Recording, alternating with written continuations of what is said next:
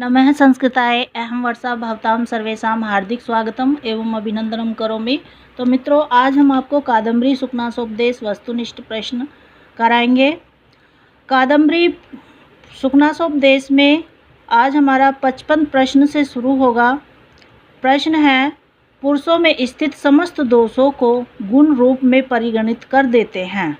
गुरुपदेश, लक्ष्मी की प्राप्ति या राज्य प्राप्ति या बुद्धि वैभव। तो गुरु उपदेश। सुखनास अनर्थ परंपरा की कड़ी में किसे नहीं मानते? जन्मजात प्रभुता, युवावस्था, अनुपम सौंदर्य या सत्य संपन्नता। तो सत्य संपन्नता। विदित वेदितव्यस् अधित सर्वशास्त्रस्य ते नाल्पम उपदेष्टम्यस्ति। यहाँ अधित सर्वशास्त्रस्य पद किसके लिए प्रयुक्त है? सुखनास के लिए, चंद्रापीठ के लिए, वैशंपायन सुख के लिए या तारापीठ? तो ये है चंद्रापीठ के लिए। निम्नगा पद का अर्थ है नदी, गंगोत्री, सूची या समुद्र। तो ये है नदी। अमृत सहोदरापि कटु विपाका कौन है? लक्ष्मी, अमृत, जलधि, चांडाल कन्या। तो ये होगा लक्ष्मी। महाकवि मयूर भट्ट की बहन से विवाह हुआ था। महाकवि मयूर भट्ट की बहन से विवाह किसका हुआ था? बाण भट्ट का। परस्परम विरुद्ध चेन्द्र जालमिव दर्शयन्ति प्रकटयति जगति निजम चरितम। इस पंक्ति में किसका वर्णन है? सुखनास का, लक्ष्मी का, तारापीठ का या चांडाल कन्या का? तो परस्परम विरुद्ध चेन्द्र जालमिव दर्शयन्ति प्रकटयति, यह है लक्ष्मी का। उपसासाम में लकार है, लिट, लुट, लिट, लंग। तो लिट लकार है। दातारम पद में प्रकृति प्रत्यय है। दा धन त्रिच धन द्वितीय बहुवचन नहीं।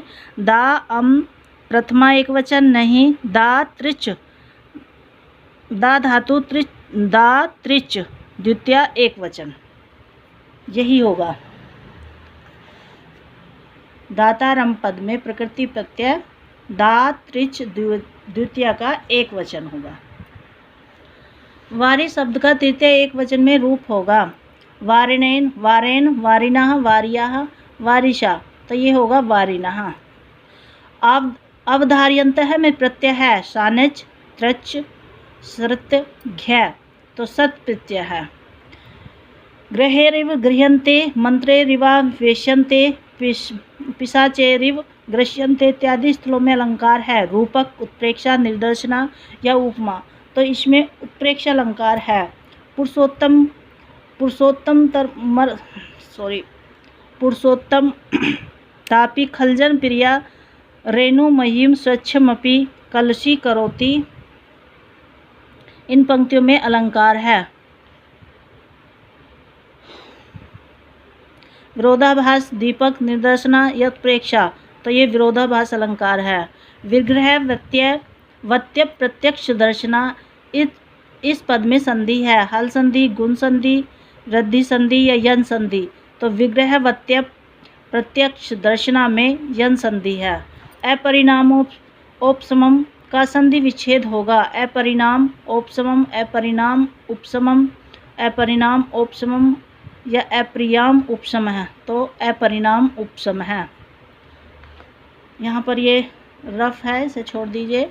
विटान पांति इति इस व्युत्पत्ति से होगा। विटपाह से होगा। सुखनासोपदेश में मुख्य प्रतिपाद विषय है द्युत क्रीड़ा का, राज्य संचालन का, लक्ष्मी को प्राप्त करने की विधियों का या युवा अवस्था में लक्ष्मी जन्य मानसिक विकृतियों एवं उनसे होने वाली हानियों का। तो यही है सुखनासोपदेश में मुख्य प्रतिपाद विषय। युवा अवस्था में लक्ष्मी जन्य मानसिक विकृतियों एवं उनसे होने वाली हानियों का। कादम्बरी कथा का नामकरण हुआ नायक के नाम पर या नायिका के नाम पर, दासी के नाम पर या सुखनास के नाम पर? तो कादम्बरी कथा का नामकरण नायिका के नाम पर हुआ। कादम्बरी की जो नायिका थी वो कादम्बरी ही थी, उसी के नाम पर इस कथा का नामकरण हुआ। चंद्रापीठ के एक जन्म का नाम था वैशंपायन, पुंडरीक, कपिंजल या शूद्रक। तो एक जन्म का नाम शूद्रक था।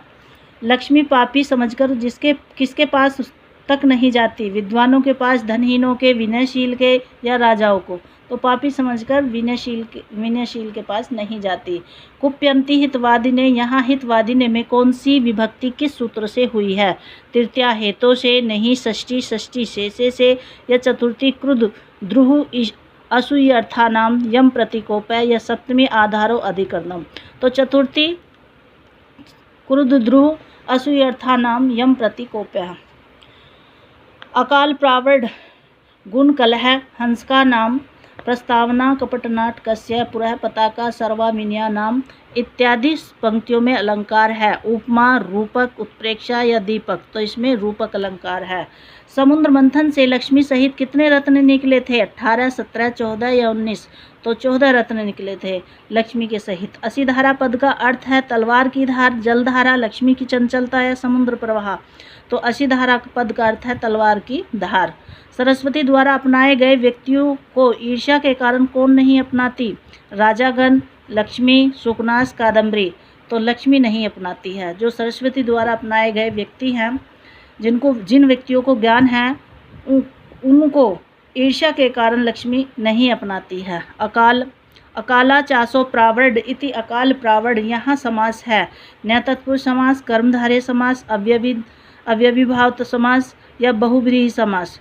तो ये होगा कर्मधारय समास। अकाला चासो प्रावड़ इति अकाल प्रावड़। विदिशा किस नदी के किनारे स्थित थी? वेत्रवती के, सरयू के, गंगा के, महानदी के। तो ये वेत्रवती नदी के किनारे थी। चांडाल कन्या किसके समीप आई थी? महाश्वेता के, कादम्बरी के, पुंडरीक के या शूद्रक के। तो चांडाल कन्या किसके पास आई थी? तो ये आई थी शूद्रक के। त्रिभुवन प्रसवः भूमि विस्तीर्णा विशेषता किसके लिए प्रयुक्त है? विदिशा के, उज्जैनी के, विंध्यावटी के या विंध्याटवी के या हेमकूट के। तो त्रिभुवन प्रसवः भूमि विस्तीर्णा विदिशा के। वैशंपायन की प्रेमिका थी कादम्बरी, महाश्वेता, चांडाल कन्या या विंता।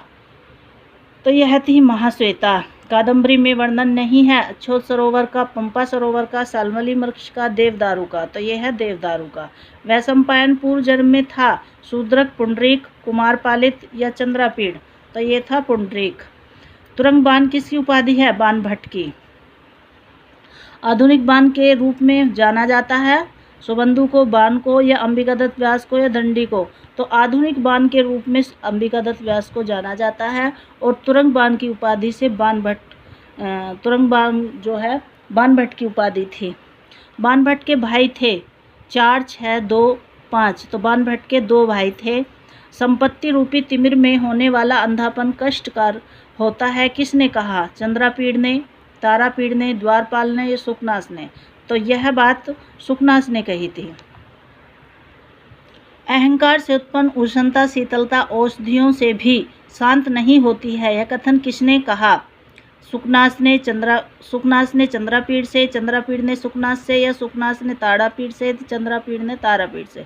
तो अहंकार से उत्पन्न उष्णता जो है वो शीतलता औषधियों से भी शांत नहीं होती है, वह सुकनास ने चंद्रापीड़ से बात कही थी। सुकनासोपदेश में सुकनास का ही उपदेश होता है और उसे चंद्रापीड़ के लिए सुनाया जाता है। त्रिमेयाय त्रिगुणात् मने नमः, इस सूक्ति वाक्य में नमः के योग में किस विभक्ति का प्रयोग हुआ है? तो यह चतुर्थी विभक्ति का हुआ है। ठीक है।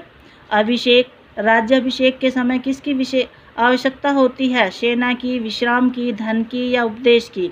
तो राज्याभिषेक के समय उपदेश की आवश्यकता होती है। कादम्बरी में वर्णित इंद्रा युद्ध था, मंत्री था, राजा था, घोड़ा था या फिर वज्र था। तो कादम्बरी में वर्णित इंद्रा युद्ध जो था वो घोड़ा था। ठीक है। कादम्बरी विभक्त है 1 भाग में, 3 भाग में, 2 भाग में या 4 भाग में। तो कादम्बरी 2 भागों में विभक्त है, एक कादम्बरी और एक सुकनासोपदेश। कादम्बरी की कथा का अंत होता है तारापीड़ पत्रलेखा के मिलन से या चांडाल कन्या शूद्रक के मिलन से, वैशंपायन जावाली के मिलन से या चंद्रापीड़ कादम्बरी के मिलन से। तो कहाँ पर होता है इसका अंत? होता है चंद्रापीड़ कादम्बरी के मिलन से। कामपीड़ा में दिवंगत हो गया था तारापीड़, वैशंपायन, पुंडरीक या द्वैपायन। तो कौन हो गया था कामपीड़ा में? पुंडरीक। चंद्रापीड़ पिता के बुलाने पर आता है उज्जैनी में। चंद्रापीड़ का राज्याभिषेक करने की इच्छा किसे हुई थी? तो वैशंपायन को हुई थी, या सुकनास को, तारापीड़ को, या कादम्बरी को? तो चंद्रापीड़ का राज्याभिषेक करने की इच्छा उनके पिता तारापीड़ को हुई थी। और इसमें जो तारापीड़ के जो मंत्री थे सुकनास, उन्होंने उन्हें उपदेश दिया था चंद्रापीड़ को। तो मित्रों, ये थी आपकी 100 प्रश्नों की श्रृंखला। यह मित्रों कैसी लगी आपको वीडियो? अगर अच्छी लगी है तो इसे लाइक करिए, और न्यू है तो सब्सक्राइब करिए, और ज़्यादा से ज़्यादा इसे शेयर करिए, और हाँ, कमेंट्स अवश्य लिखिए। और इसके आगे भी हम आपको कुछ आपके हाथ से बने हुए नोट्स देंगे और कुछ और प्रश्नोत्तरी कराएंगे। इसी के साथ मैं अपनी वाणी को विराम देना चाहती हूँ। कल फिर मिलेंगे एक नई वीडियो के साथ। नमः संस्कृताय। धन्यवाद।